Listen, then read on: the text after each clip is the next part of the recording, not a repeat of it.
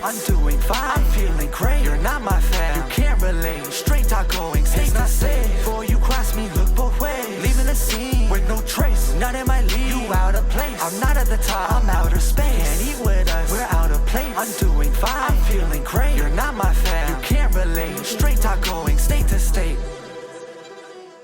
Guys, what's going on? It's your host, your boy, George Mackay. It's mid-September. The leaves are falling off the trees. Things are getting colder up here, but you know what's getting hot? This conversation, because I have the winner, the first winner of Wrestling Academy, Jacques Rougeau's competition to highlight Canadian wrestlers all over the world. The one, the only Jeremy Prophet back on Straight Talk Wrestling for round number 3. How are you, my dude? I am fantastic, man. I am just exploding with joy and happiness. Things are just falling into place with this victory at Wrestling Academy, on my way to AEW, on my way to the Nightmare Factory, and on my way to showing that everything I've been talking about, it is going to come to fruition. You know, you should know. I mean, like you said, third time I'm here on the show. I don't know how many people have had the honor of being able to be on here 3 times, but man, I wouldn't do it for anybody else but you, because you are not just someone who hopped on the bandwagon. You might as well be driving the damn bus, because you've been with me since the start, George, and I appreciate you so much. And that's what makes this win so sweet, is that I've been telling people this is going to happen. This is foretold destiny. I'm going to make it happen by hook or by crook. And now we're so close to the promised land. We're so close to getting across those borders, getting that contract, getting that work visa, making it all happen, and shoving it in the faces of all the people who didn't believe us on this way. So I'm really glad to be here. I'm ecstatic. And yeah, man, I appreciate you tremendously. Oh, dude, I appreciate you, man. Like I said, I got turned on to you really early in the career. We had a couple great conversations, and then I got to see you come out of COVID, and you didn't come out slowly. You didn't come out safely. You literally kicked the doors down and said, anybody, you were like, just to quote the worst wrestler in pro wrestling, but the quote makes sense, feed me more. You were literally just telling everybody, I want to take on anybody, everybody. I'll take you on from yesteryear to this year, all over the place. And it was incredible to watch, especially your run through, and you literally ran over everyone to the win. I got to ask you this, though, because your reaction was, again, like you said, it was foretold. But I got to be honest with you, when QT announced your name, man, you must have been like, fuck, vindication. Like, this is yes. Like, it must have been a bigger moment than what you showed, because I know you got quite the poker face, but inside you're probably like, yes. So I very much believe in composure. And yes, it was a great moment. I felt good inside, but I knew that I would win this competition. I knew I was more ready for this competition than the people in it. And, you know, if you want proof, just go look at my first appearance on Straight Talk. You know, and I'm not speaking to you, I'm speaking to the people watching at home. But this was well before Wrestling Academy was even a thing. I knew that this was the path I was going to take. I was going to get to a major company by hook or by crook. I don't care how many people I have to destroy in my path. I was going to get there because I want to make my living doing this. I'm not just some person haphazardly doing this, hoping to luck my way into a situation. I am 100% all in on this. And, you know, if I got to go full on, you know, Young Bucks on CM Punk kicking down doors to get things done, then I'm going to kick down a lot of doors and make sure I get the job done. So yeah, my emotion was 100% authentic.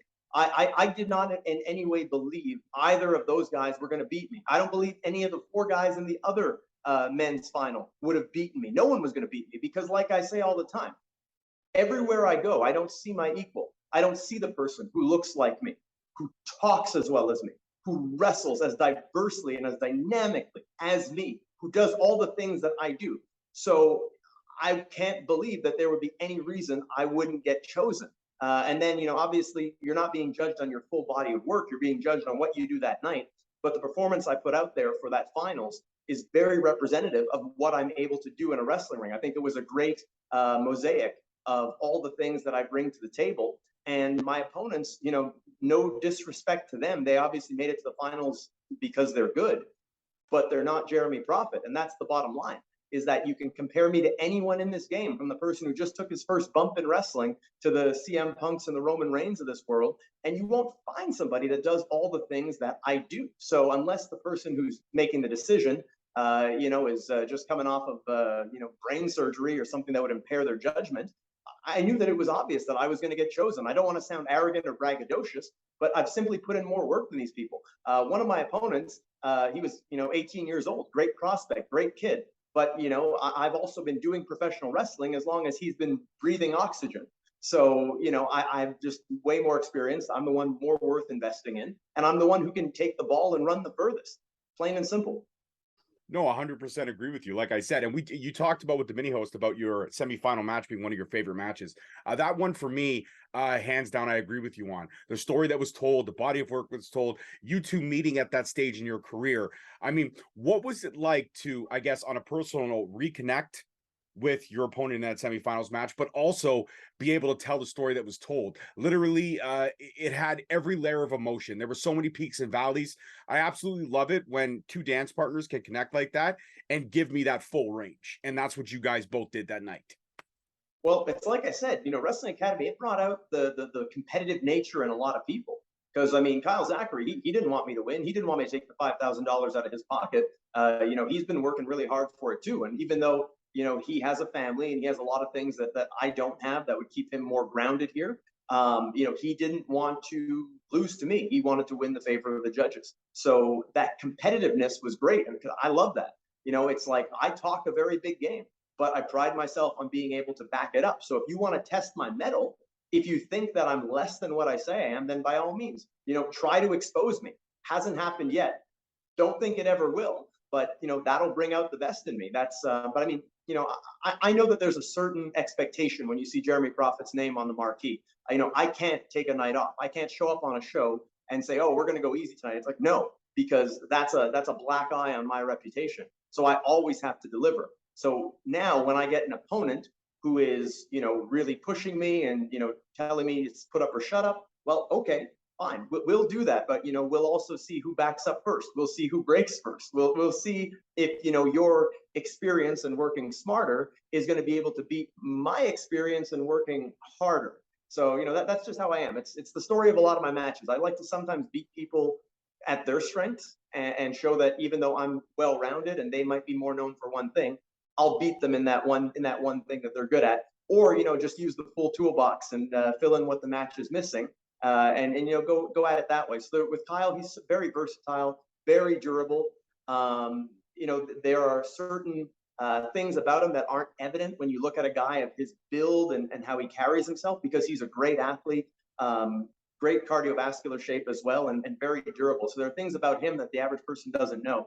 So I also wanted to take him into some deep waters in those aspects that he's usually maybe not tested in. Like if you watch his other first round matches, he's not tested in those regards. So I wanted to take advantage of that and, show that there's more to him as well. And I think that's what two great wrestling partners do, is they bring out the best in each other. And he and we put a lot of work into that. And I think the final product was definitely something that the people appreciated. Jacques Rougeau himself got up off of commentary, got in the ring to personally thank us for that match. And I passed through unanimously on all four judges' scorecards because they recognized the effort that I put into that. But it goes without saying that, it takes two to tango. So hats off to Kyle also for his dedication to the performance we had there.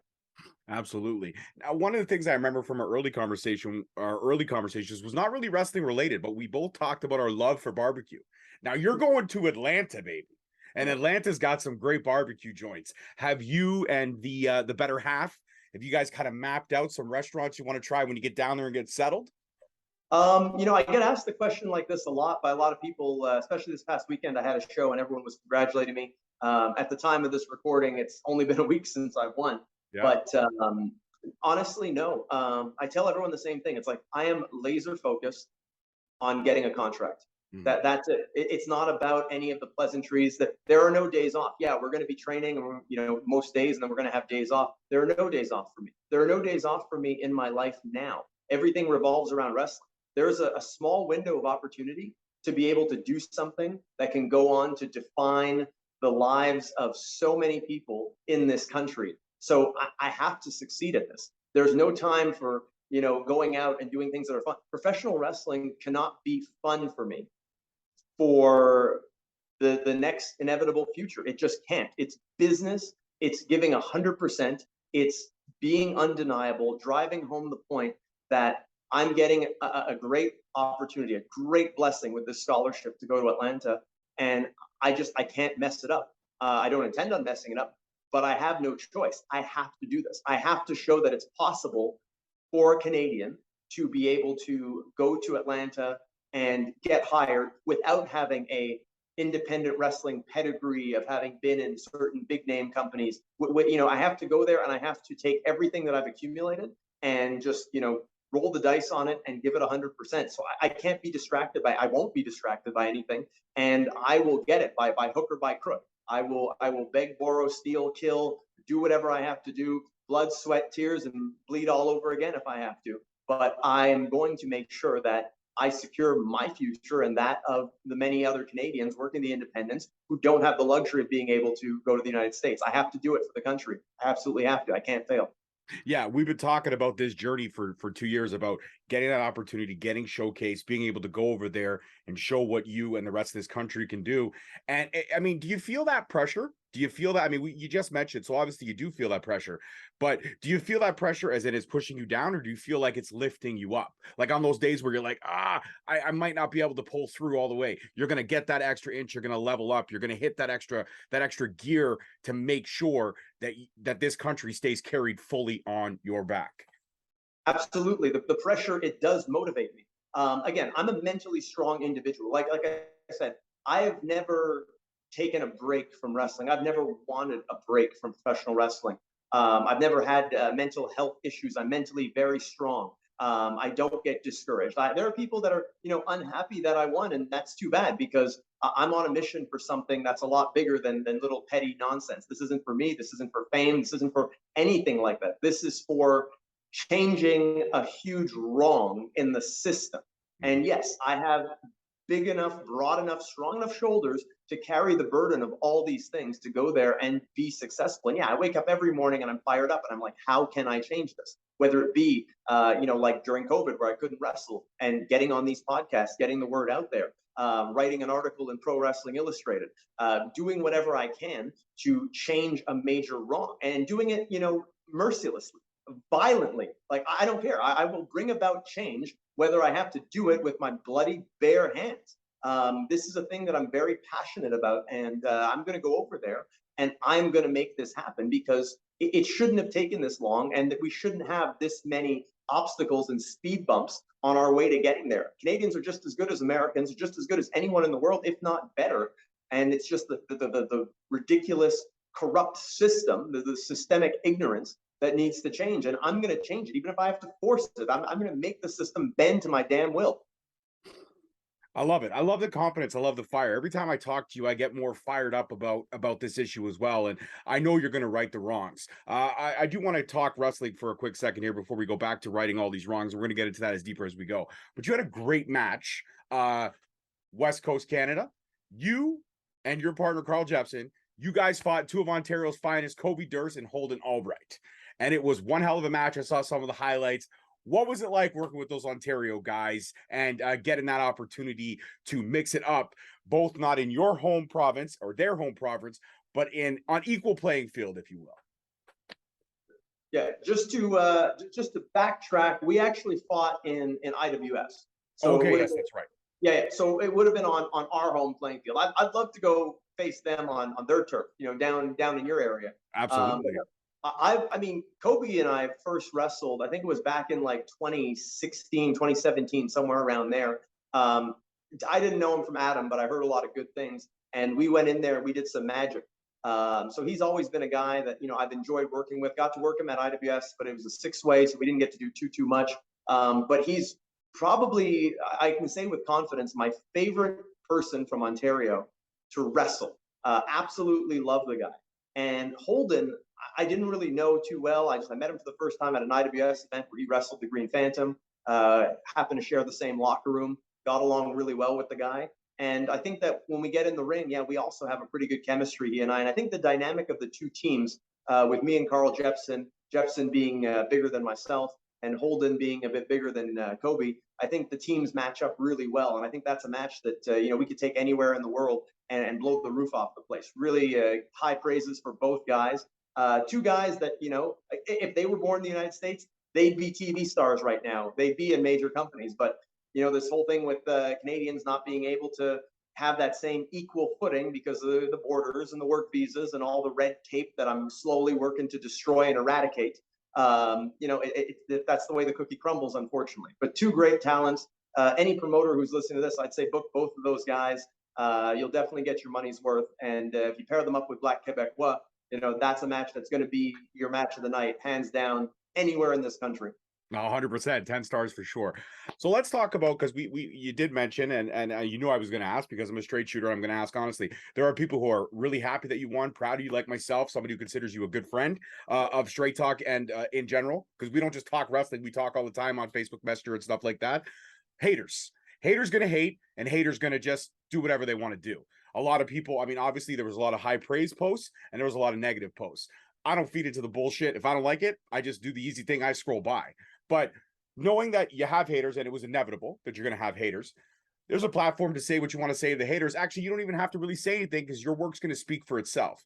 But to all those people that are unhappy, anything you want to say? I don't mind if people have negative things to say about me. All I have to say is, if you have something negative to say, just say it to my face. Come up to me, man to man, just say it to my face. That's pretty much it. Don't come up to me and shake my hand and all these things, because I keep track of the haters, man. I keep track of this guy. And when you look at it, it's really maybe about 10 people that are really vocal.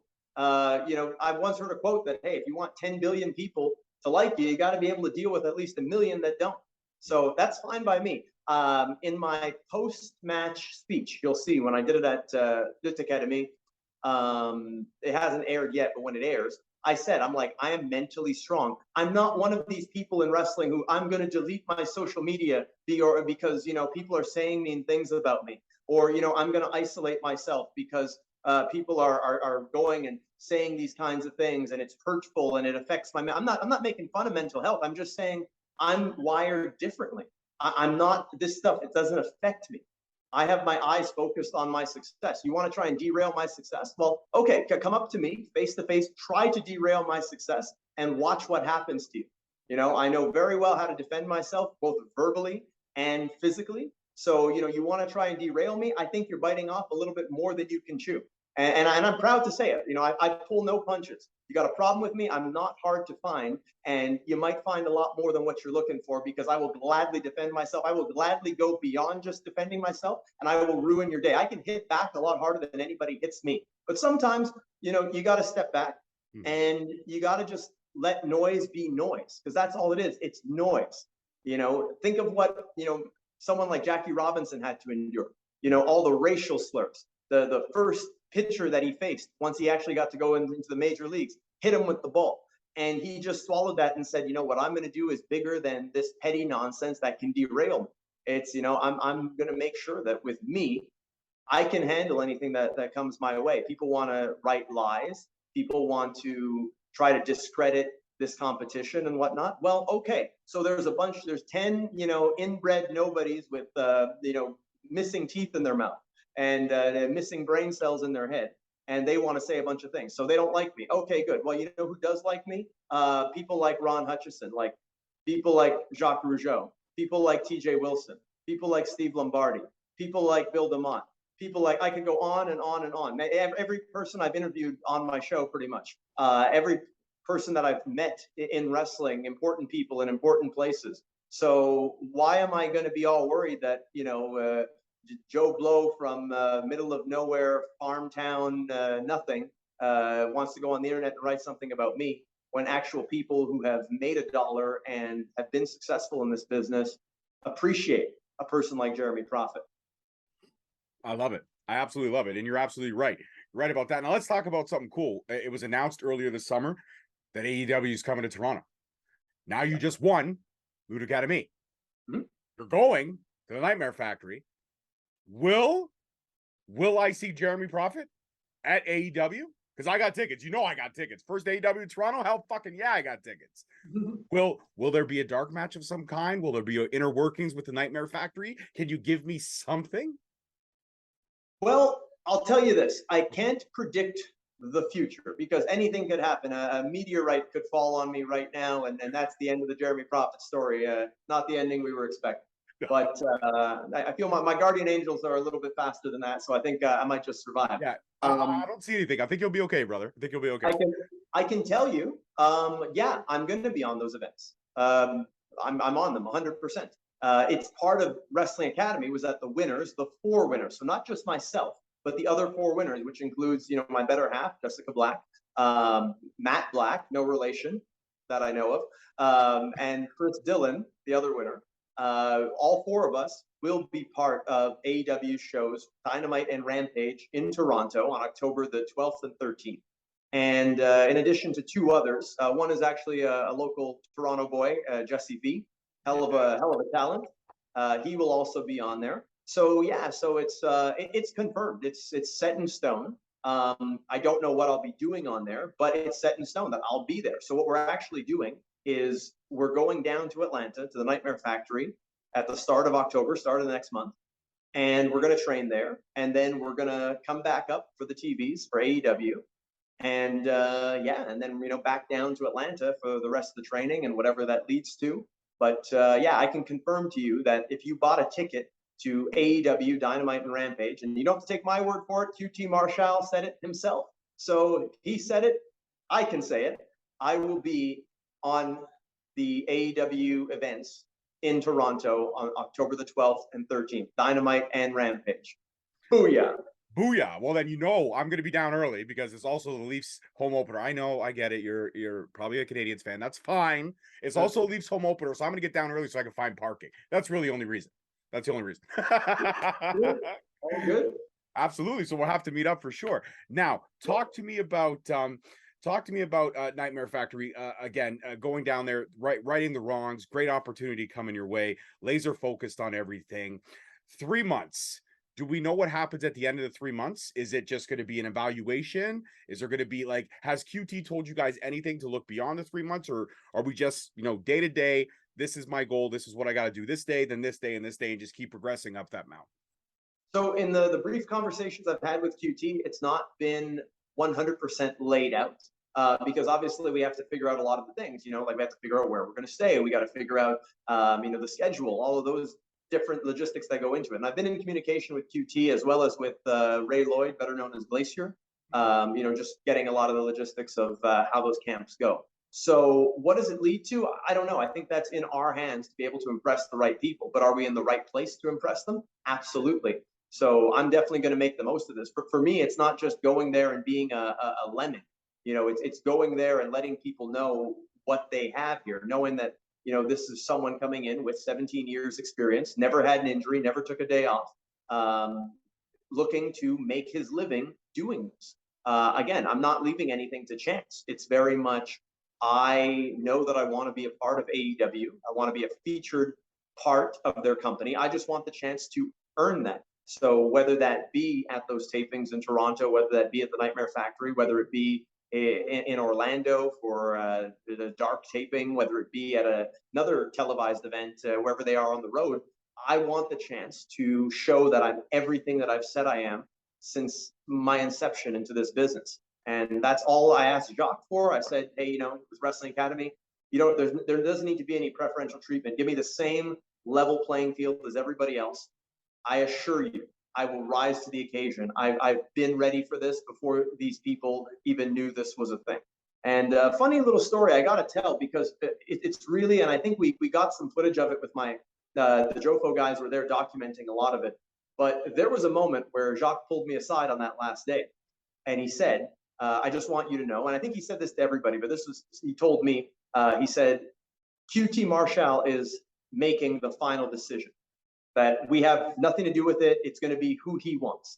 So he said, I can't help you in any way. I have to, you know, there's nothing I can do. It is entirely up to QT. And he seemed a little worried.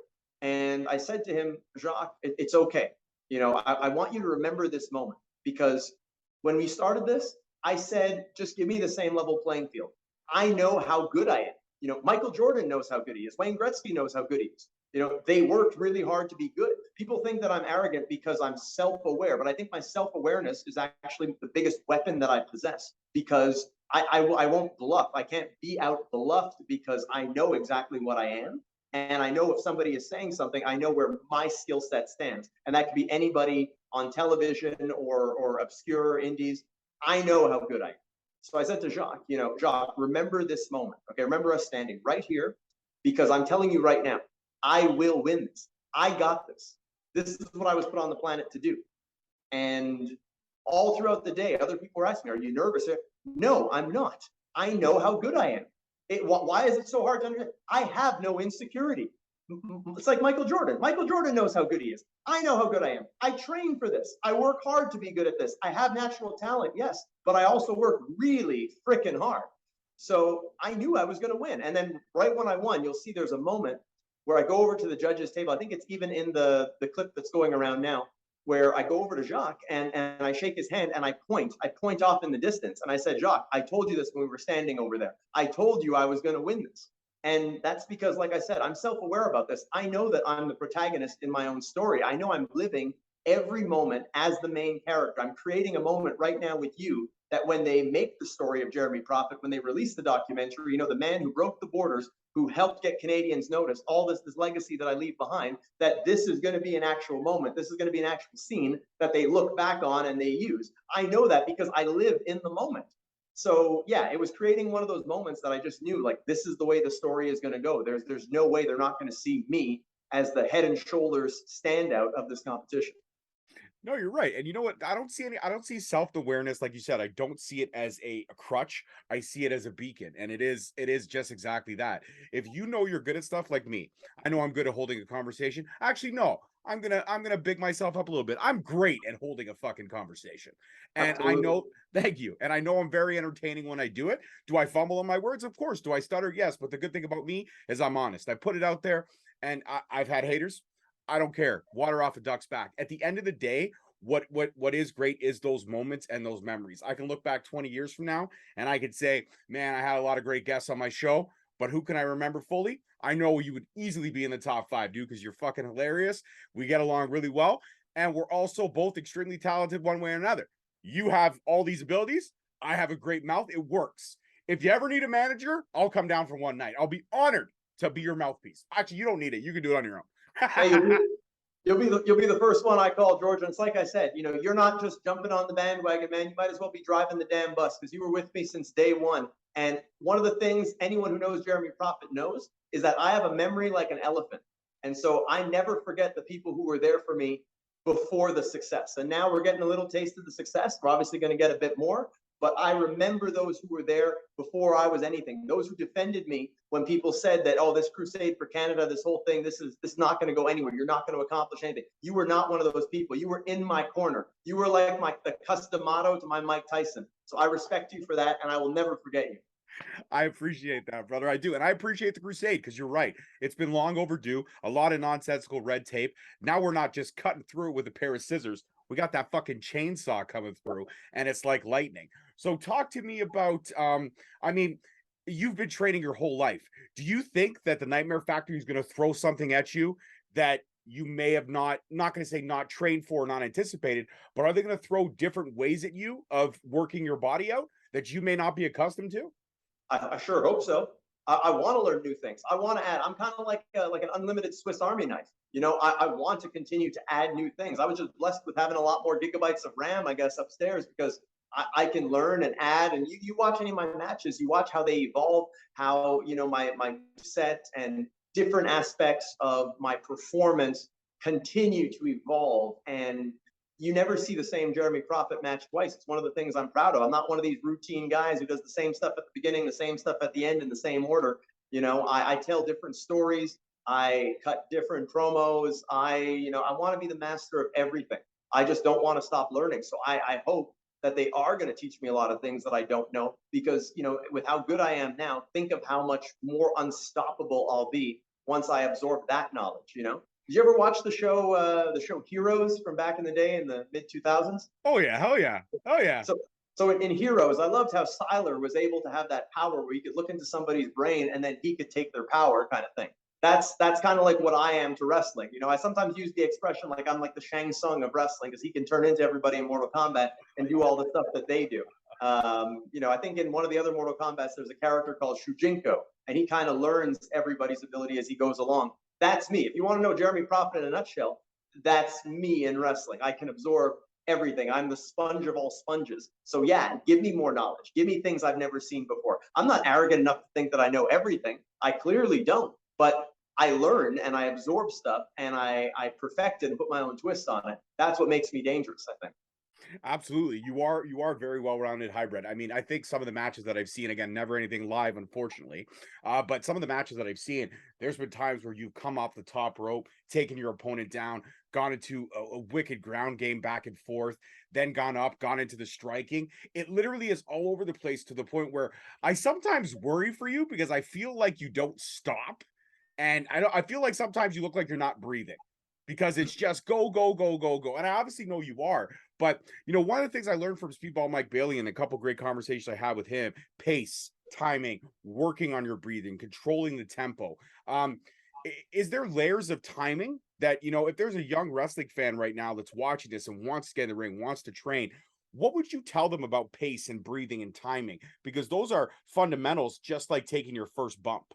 Yep. So I can definitely say a lot about pacing, and I'll get into that in a bit.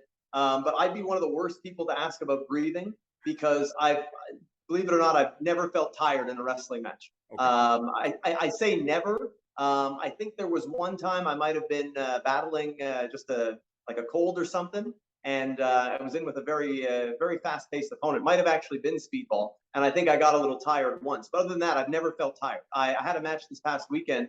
My opponent actually wanted to take it home early, which we did. And, I kind of wanted to rub it in after. So I did about 10 jumping jacks and 10 push-ups after it was done in the middle of the ring, just because I don't get tired. I train. I train like an Olympic athlete day in, day out. I condition myself for this. So, fatigue is not something, it's not even in the back of my mind. I don't even worry about that. I do know some breathing techniques, but I've never had to use it. In terms of pacing, though, pacing is very important because you need to pace your matches to work with the audience. And I think a lot of people don't realize that, in that you need to, ride the waves of certain reactions to keep the crowd hot.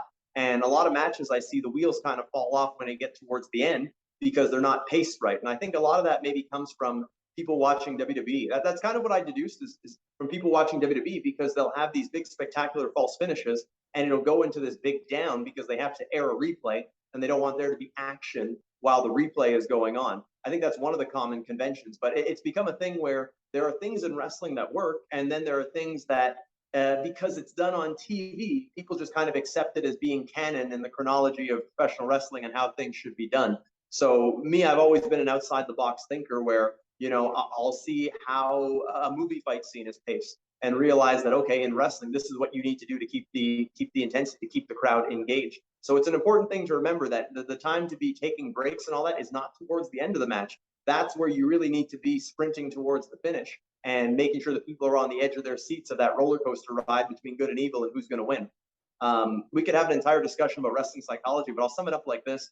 As much as I'm a hybrid in the ring, I'm a hybrid of old school and new school. That's part of the absorbing the different techniques and the different things that are taught to me, is being able to not only be a sponge, but also be a filter to know what worked then and what will still work, because what's old is sometimes new again, but also knowing what is outdated and how the world has changed. I'll give you one small example, and people might disagree with me, but one of the things I'm known for is promos. Love promos. Go figure, guy like me, great at promos.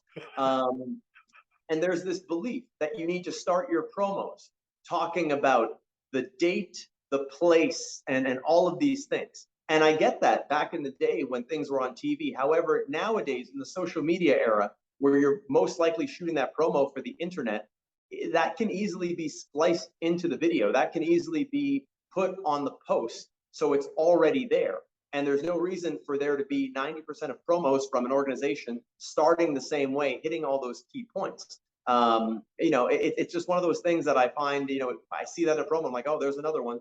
It's like just taking the time alone to say those things that can easily be already put on the post or superimposed on the promo. You can actually dedicate that time to saying stuff that will draw the person into the storyline and make them want to pay a ticket to see you. So you're wasting, I believe, wasting valuable time trying to shoehorn that in and putting that in at the beginning instead of getting right down to brass tacks and getting into what the match is all about. So it's one of those things we have to balance. This was an old school thing that maybe, doesn't fit so much anymore, but also not dismissing everything that's old school, because there's a lot of it that still works. So I'm neither an old school or a new school guy. I'm just a free thinker who understands how the world works outside of wrestling. And the more you understand the world outside of wrestling, it's easier to cater the stuff inside of wrestling to appeal to everybody.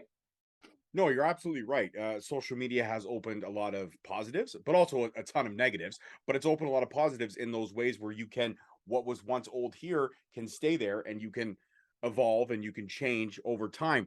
It's going to come to the point where we're all going to have chips in our hands anyways and be able to hit whatever we want to see the next promo. It's eventually getting there. It's eventually getting there. It's kind of creepy too. It really is a little creepy. Technology has come so far, but yet is scary. I almost feel like Terminator is going to happen, Jeremy. I feel like it's going to happen. Well, if that does happen, then I guess you and I are doomed one way or another. But hey, we got to make the most of the time we have. 100%. A couple more questions. I'm going to let you go. But in terms of, like you said, you're trained, you're built for this.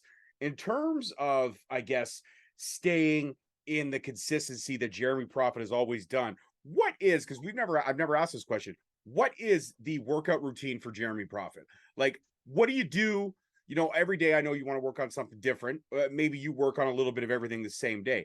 But what is the regime for Jeremy Prophet to stay in his best shape? Okay.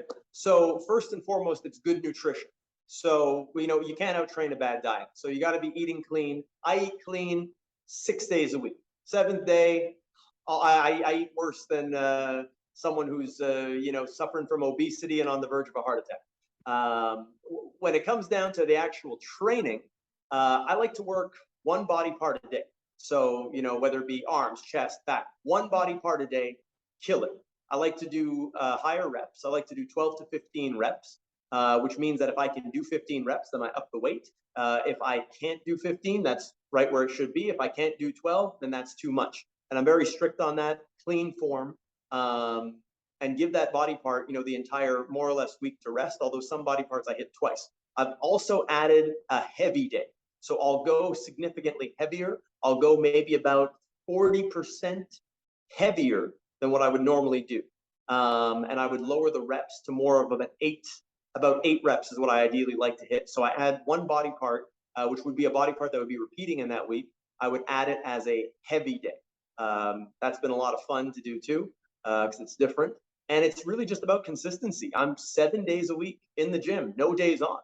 It's not just a catchphrase. It's really no days off. That's how I've lived my life. That's since I've been a wrestler. It's been every day. Find your way to get to the gym. Find your way to get your workout in. Doesn't matter if you're sick. Doesn't matter if you're hurting. Doesn't matter if you had a show that day, or if you have a show later on. It's sometimes I'll drag myself to the gym at 2, 3 a.m. because I got to get that workout in. You want the big contract. I'm doing this for a higher purpose. So I can't be slacking. I have to live everything I say, or else I'd be a fraud, and then I wouldn't be able to sleep at night. And I am anything but that. Everything I say, my trash talk does not surpass my ability, nor does it surpass my work ethic. And so that's really what it is. It's making those sacrifices. It's, I'd love to, be able to eat pizza and poutine every day, but that wouldn't bring me closer to my goal. Getting my goal means more than those little temporary satisfactions, and it's a thing that I preach in my work, even as a trainer and a coach, is you have a long-term satisfaction and you have short-term satisfaction. So short-term satisfaction is doing the wrong thing. Like, let's say eating something that is not healthy and will give you a certain sense of joy of, oh, it tastes good, it feels good, but then it's, is this bringing me closer to my goal? Am I going to look at myself and not be proud of the physique that I'm sporting? Am I going to get on a scale and not be proud of the progress that I've made and seeing my body fat percentage is maybe a little higher? That's the long-term letdown for the short-term satisfaction. I believe in short-term disappointment in order to achieve long-term satisfaction. And you know what? Maybe that kind of parallels my career, because, I'm playing the long game. I'm saying, look, I've been in this game now 17 years. That's kind of a long time, but I've never been injured. I've never, been mentally down. I've never wanted to take time off. I've never been disenfranchised with the business. With everything I've gone through, it's made me stronger. And, because of my mentality, I think that's one of the reasons why I've been successful in getting to where I am now in wrestling, in achieving my goals in training. I mean, you see what I look like. I'm very proud of my physique, proud of the way I look. Staying healthy, seeing people my age that are doing this, that realistically look like they should have hung it up probably 5-6 years ago. Seeing people who do this and they're injured, every other week. I guess I get it. Accidents can happen and whatnot, but I'm dedicated to this, and for one reason or another, hey, it hasn't happened to me, and I think a lot of that is because of how hard I've trained, and because I'm, like I said, just dedicated in every aspect. So I know I kind of strayed away from your question, but that's the gist of my working out. Again, nutrition and just not taking any days off, man. It's I don't even want to take a day off. I love doing this. I love it's the first thing on my mind when I wake up in the morning. I can't wait to go to the gym. I can't wait to train. I can't wait to get in the ring. I love it. Absolutely. When you talk about clean eating, I know that you eat fantastically and stuff like that. But what's a go-to meal for those 6 days when you're eating clean? Not the cheat day. Everybody asks that cliche question. What's a go-to meal for Jeremy Prophet on one of those clean eating days? Part of that nutrition. What does Jeremy Prophet have for dinner on one of those days where he's eating clean? So without getting into the specifics, there's a certain schedule that I follow, which involves eating about 5 meals a day. And every meal has protein. Every meal has fat in an appropriate size. So protein and fat. And then there are 2 types of carbs. There are the starchy carbs, which is what most people think are carbs anyways, which is like, rice and potatoes and fruits, those kinds of things. So those would be eaten earlier in the day because your body has a harder time digesting them. And I actually like eating them first in meals because, again, I want to get the digestive process started right away. A lot of people don't realize that. I'm giving out a ton of outstanding information here on this podcast. Hopefully it helps some people. Hopefully it helps save some lives, turn some lives around. That would be a blessing if it falls on, ears that are willing to listen. So then later in the day, again, same structure of protein and fat in a specific size. And it would be what are known as fibrous carbs. So more or less vegetables. That would be later in the day because they digest easier and they help with digestion. So it's important to not be having the bad things too late at night because then you're not expending energy. If you have them earlier in the day, and I say bad things, but I just mean, carbs that are starch based. If you're having them earlier in the day, you're walking around, you're going up and down stairs, you're going to the gym. So you're going to expend it as energy. So long as your energy output is more than the intake, it's going to keep your body fat nice and low. And, with me, I want to be as TV ready as possible. I hover around, probably around, I'm told it looks like it's less, but every time I check it, I'm around about 10% body fat. People tell me it's less based on what they see, but every time I do, I'm privileged to have access to a 3D scanning machine that does a full 3D scan of me so I can keep my numbers where I want them to be. I'm usually around 10%. So, that's where I feel most comfortable. I think, anyone, around about 200 pounds, 10% body fat, that's a lean, mean fighting machine. And I intend on keeping that there and doing the right things to make sure that, I'm ready when that call comes. I like it. No, you're giving out fantastic information. And one question, because a corny question, I gotta ask a corny question. I've never asked this before, and this may be my only chance to get it before your rocket gets shot straight to the front of the line at AEW. Does Jeremy Prophet have a favorite chick flick? Everybody does, Jeremy. Everybody does. I've never asked this question, but we're at that stage in our friendship where I can. Do you have a favorite chick flick, Jeremy? I'm not even a really big movie guy. Like I remember being younger, in the early days of DVDs and stuff, and I wasn't even that big guy. Like I rarely went to the theaters and stuff. It's funny when you said that. The first movie that came to mind was White Chicks. It's a great movie. Come on, it's a great movie. It is a great movie. I just don't think it's really a chick flick. No. I said, you know what? I don't know if it counts, but I really like Pitch Perfect. Hey, solid movie. Not gonna lie, yeah. Great movie. I like it. All three were great. I don't know if that counts as a chick flick, but I love that movie. I love the idea of the acapella and the songs and just everything about how that movie was structured. Love Pitch Perfect. Yeah, no, I'll give it to you. I will give it to you. And I think that's a great way to end this conversation. As always, round 3 in the can. Amazing conversation. Jeremy, please shout out your socials so everyone can keep up on your journey when you're over at the Nightmare Factory, because I know you will be posting. Yep. And you guys are going to want to get in on this soon because trust me, the followers and the subscribers, all that stuff goes through the roof the second that you set foot on Dynamite or on Dark or on any of those shows from what they tell me. So if you want to get in on the ground floor before this thing blows up like it's going to, you can follow me on Twitter at Jeremy Prophet, JeremyProphet. You can follow me on Instagram at The Real Jeremy Prophet, spelled exactly the same way. And you can see me on YouTube on the Jofo in the Ring show, which I host along with Frank Jofo and Kyle whenever Kyle's available, but he's been, kind of a deadbeat lately, although he was there to support me at the semifinals, but didn't make it to the finals, so he's going to have to make that one up to me. So yeah, that's pretty much where you can find me, and I'm very personable. Don't believe what you see. I'm a very easygoing, approachable person. I'm just very passionate about what I do. Very, very passionate about it. And you know what? If you're not passionate about wrestling, that's okay. We can still be friends. So don't feel like this is something where, hey, if you want something, you want to ask me a question, you want me on your podcast, you want to, come see me in action, maybe having a hard time finding tickets. Hey, I'm a very approachable guy. Always willing to help out, always willing to interact with the people. And I'm doing it for the people, not just the people in Canada, but the people all over the world who don't have that opportunity. I want to be the guy that can showcase the fact that there are great wrestlers everywhere in the world. And wrestling is such an awesome thing that brings us all together. The good, the bad, the haters, the friends, everything. Wrestling is so amazing. It's amazing that a guy like myself and George can come on here and give you guys a great piece of content. I always say it. So, don't be a stranger. Shoot me a follow, shoot me a message. And you'll always be sure of one thing. And that's when you see Jeremy Prophet's name on the marquee, you're going to get 110% of me. You're going to get all my heart and all my soul. I wouldn't have it any other way. Absolutely. I can vouch for that. This man is a fantastic person inside and outside the ring. I'm honored to call him a friend. Actually, I'm going to go one more. I'm honored to call him a brother. That's it for this one, guys. Peace, love, and wrestling. See you next time. Thank you so much for listening. Don't forget to tune in next week for another great episode on all available podcast platforms and hosted on Podbean. Also, check us out on YouTube at Straight Talk Wrestling, on Instagram at Straight Talk Wrestling, on Facebook at Straight Talk Wrestling, and on Twitter at _Straight Talk. And if you feel the need to buy some sweet merch, check us out on ProWrestlingTees.com. Leaving the scene with no trace, not in my league. You out of place. I'm not at the top, I'm outer space. Can't eat with us, we're out of place. I'm doing fine, I'm feeling great. You're not my fan, you can't relate. Straight talk going.